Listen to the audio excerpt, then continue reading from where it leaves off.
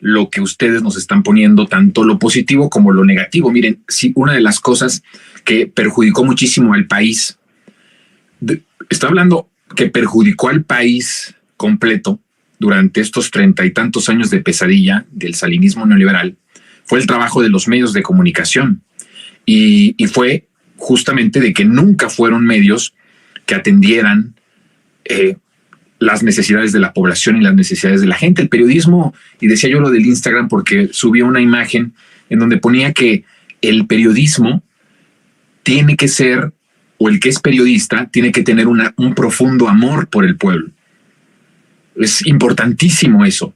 Si a nosotros nos mueve, que sucede mucho, el ganar la nota, el tener las más grandes exclusividades, el tener el dato escandaloso, amarillista, todo eso, fíjense que si eso todo está por encima del amor al pueblo, pues por eso tenemos el periodismo que tenemos.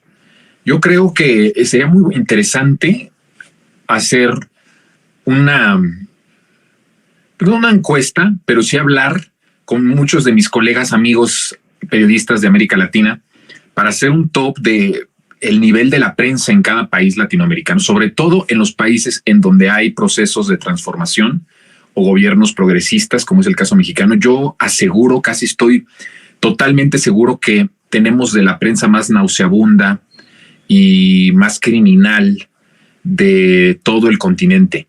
Y me atrevería a decir que del mundo. La decadencia del periodismo en México ha sido una constante.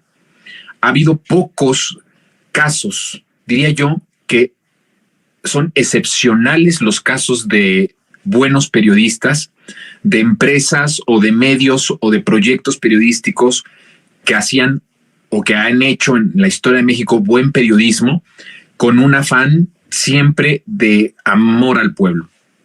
Miren, les gana a mis colegas periodistas, por un lado, la parte de los egos. Miren, en esto del periodismo hay mucho ego en la gente, hay mucho ego en mis colegas. Siempre es ver quién tiene mejores notas, quién saca más notas, quién tiene mejores exclusivas. Y se nos pierde en este sentido porque nos obligan también los grandes medios a una maquila, ¿no?, de notas, de información. Y entramos a esa lógica de producción más que a una lógica o a un proyecto de que seamos siempre honestos, de que seamos sinceros, de que defendamos las verdades, de que presentemos las verdades y por otro lado, de que tengamos amor al pueblo. Y hay un sinnúmero de casos en nuestro país. Yo creo que sin temor a equivocarme, y también se enojan mucho porque lo he dicho en coloquios con periodistas que se sienten mucho, con periodistas que se sienten tocados por Dios, ¿no? Y que levitan, van ahí, los ves tú caminando y van levitando. Eso es culpa también de ustedes.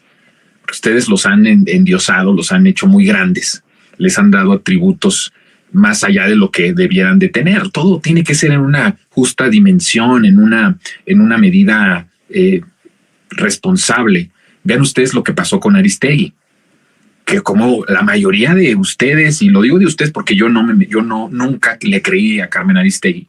Siempre pensé que era una periodista más nefasta incluso que los que defendían al PRI o al PAN, porque esta mujer durante tanto tiempo que me he dedicado al estudio, al análisis y al estudio y al revisionismo mediático en América Latina, me daba cuenta que era más peligroso el trabajo de Carmen Aristegui, que era una periodista que defendía los intereses económicos y extranjeros, sobre todo, intereses perversos económicos y políticos estadounidenses en mucho sentido. Y eso me llevaba a mí a decir, no puede ser que defendamos a una persona que abiertamente es simplemente un peón de poderes económicos distintos a los dominantes, pero que tienen intereses que no son en ningún momento el interés de hacer un buen periodismo. Y entonces ahí ven a los periodistas que levitan y van ahí casi flotando. Y lo he dicho esto de que estamos en el peor momento del periodismo en el país y están ahí ya nada más así. Estoy ahí hablando a la gente, al público, y nada más de reojo volteo a ver las expresiones de mis colegas porque se enojan mucho, hacen una molestia así como ¿por qué está hablando de esta forma? ¿Por qué está diciendo eso? Miren, no me dicen, pero yo creo que hay muchos que han dicho no me vuelvan a poner con Jonathan en un panel porque pues no les gusta que diga las cosas, y que también he dicho en un sinnúmero de lugares que no debemos de tener vacas sagradas, ni tampoco tenemos que tener personas a las que son intocables. Miren, hace un tiempo todos hablan bien de Elena Poniatowska, ¿no? Y pareciera que es políticamente incorrecto decir que Elena Poniatowska pues no es la persona que todo el mundo cree en muchos sentidos, y cómo ha sido manipulada en estos últimos años de manera muy perversa además, para ocuparla, para decir cosas que ella misma siento que no cree. Y eso parece que es intocable. No se puede hablar de Elena Poniatowska, ¿no? No se puede decir de Elena Poniatowska.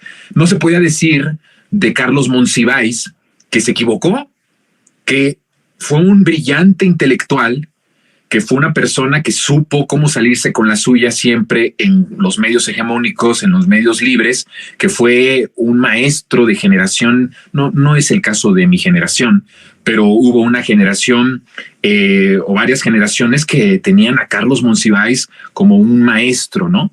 Y eso, por supuesto, hay que reconocer el nivel intelectual, el nivel neuronal que tenía Carlos Monsiváis, pero nadie se atreve a decir que al final, haciendo un recuento de todo lo que sucedió en el país, se equivocó cuando mandó esta carta junto con Genaro Villamil, de que le pedía a López Obrador que dejara de protestar por el fraude electoral.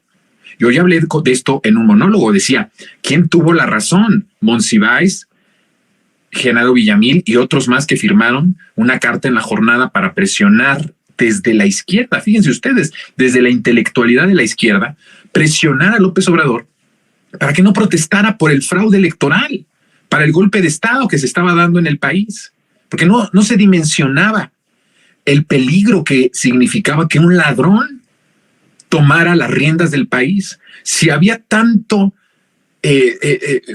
urgencia por imponer, que se llevaron al grado de hacer un fraude electoral, tenía que ser por una razón perversa. Y al final López Obrador tuvo